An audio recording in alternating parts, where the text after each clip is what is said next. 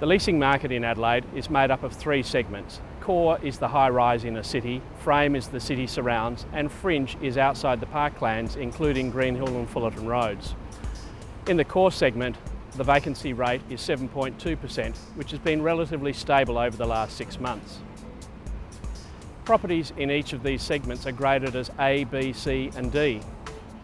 Premium A and B are newer or recently refurbished compared to C and D, which are older buildings. Vacancy rates are generally higher in the C and D graded properties. Core C grade vacancies have increased from 11.8 to 14.6, whilst A and B graded properties sit at a low average rate of approximately 4%.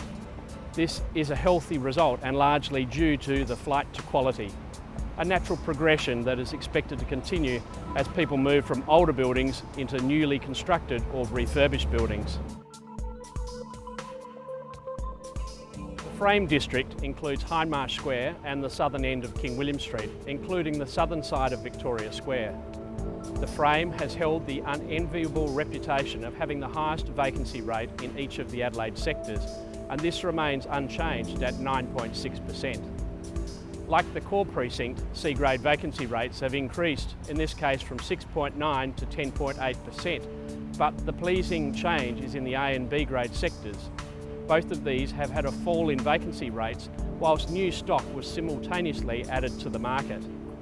An example of this is South Australian Police Headquarters in Angus Street, providing 19,000 square metres of new office space in the A-grade sector, and yet the vacancy rate fell from 17.9 to 10.2% during that same period.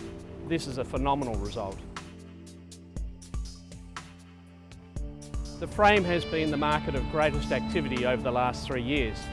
The addition of major buildings such as 400 King William Street and the new Police Headquarters building in Angus Street have added significantly to the stock base. The increased demand for better quality space has seen investment into new buildings, so build it and they will come has certainly paid dividends. The Fringe remains languishing. A lack of cost-effective development sites and very little construction over the last decade means there is very little quality stock. With only 15% of the total stock classified as A grade and an additional 18% as B grade, it means 2/3 of the stock on the Fringe is C grade or less. A number of larger tenants on the Fringe have moved to the city in recent years, attracted by buildings of better quality.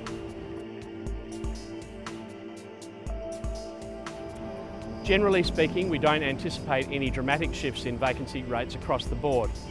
In the core, additional stock will come onto the market, which will appease those looking to relocate and will go a long way to satisfy the demand most likely to come from the mining sector.